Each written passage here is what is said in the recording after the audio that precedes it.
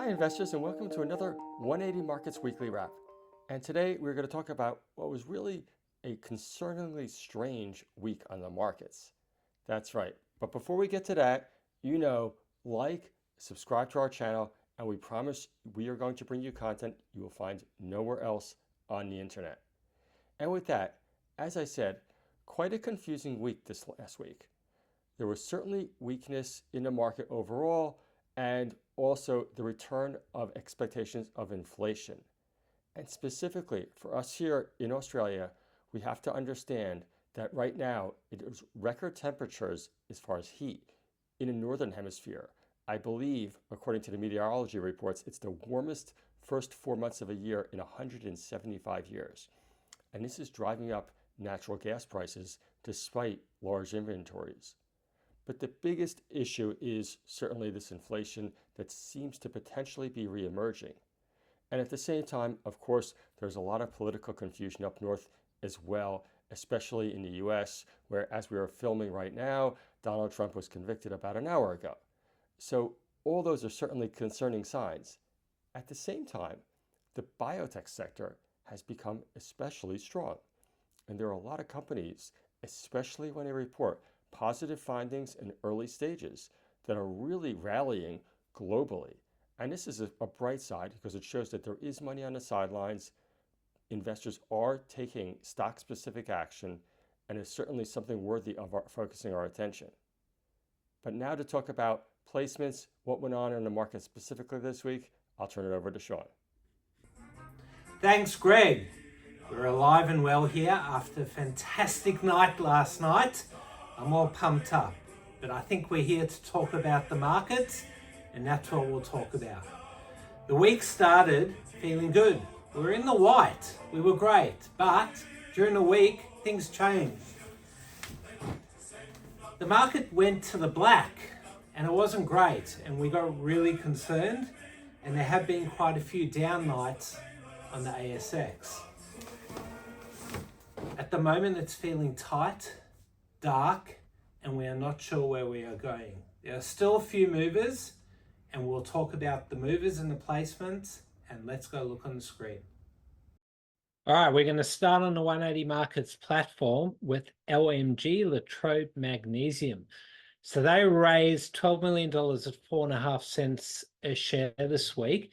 They also went out to raise money through a rights issue. Now, what's interesting about this rights issue is they offered sub-underwriters options instead of a fee. Now, investors like me love this because you're going to get the upside of the company and you're getting the options on the amount you sub-underwrite. So great thinking there, Latrobe. Hopefully you don't go below that placement price and everyone makes money. SNX Sierra Nevada. Now, they hit the market this week at a massive discount to where they were just before the trading halt. So they were 12 cents a share, but they raised money at 5.6 cents. So not only did they raise what they went out to raise, but they raised a lot more. It was 2 tranches. So a very, very popular raise here at 180 Markets. And yeah, hopefully Sierra Nevada can turn around, because I remember investing in the IPO at 50 cents. That's right, 50. I think I sold my shares at 8. So yeah, sucks to be me. Buxton, BUX, the boys at Evolution raised money for them at 8.5 cents. They ended up raising, I think it was $2 million, 15% discount. And like the boys at Evolution always do, they gave some free investor options. So yeah, hopefully that's a successful raise. All right, let's take a look at the screen now. So we are going to take a look at AGC, and now investors got very lucky with this. So they were trading at about 50 cents when there were rumors of a capital raise. The shares tanked. I think it fell more than 20% just on the rumors. The raise was done at 32 cents a share. Now, everyone knew that the raise was coming, and investors got super lucky And now the stock has bounced heavily after the capital raise. So I know investors don't have the stock, but they're already up almost 60%. So hopefully this can hold the price. AGC was another disappointing IPO that I participated in a few years ago. So it was a 20-cent IPO around here, and fell all the way back down. I think it went as low as 5 cents. But a few weeks ago, they made a massive announcement, and the company is in a completely different phase of growth now to where it was before. Finally, we'll take a look at MTB. Now, a lot of you know that I used to hold this stock a long time ago.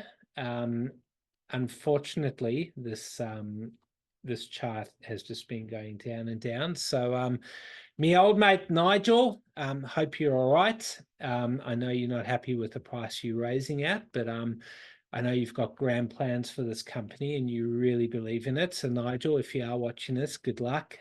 Hope things turn around. All right, let's take a look at movers. Now we're going to start with one of my favorites, DXB, Dimerex. So they're trading at 48.5 cents now. They did a placement about 2 months ago that was heavily oversubscribed at 30 cents. And they actually went below that after the placement. So everyone had an opportunity to pick up at the placement price. And now we know why they were fully subscribed. They have been releasing good news, and Dimerex has gone from strength to strength. It's had a massive week. I think it started the week at 33 cents, but now trading at 48.5. I'm out of the stock now, so if you want to fall back a little, I'd love to buy back Dimerex. I probably don't even know how to pronounce it. LTP. Now, this company has just gone up and up, and I think the patients from this trial would be also happy if they go up and up. And yeah, if you guys want to take a read in what they do, I think you'll understand my little childish joke. What else should we look at? FRS. Let's take a look at FRS, one I used to love as well. So they announced this week an acquisition of an iron ore project. Let's take a look at the 30-day chart because it's been down and went up almost 4 times, almost. Intraday it probably did. They did fall back a bit, but yeah, this one I think was also a 20-cent IPO. So all these old companies that IPO'd really struggled, and it's great to see they bouncing back. All right, that's a wrap. Hope you enjoyed it. Have a great weekend, everyone. Hopefully the market improves next week, and we'll see you next week.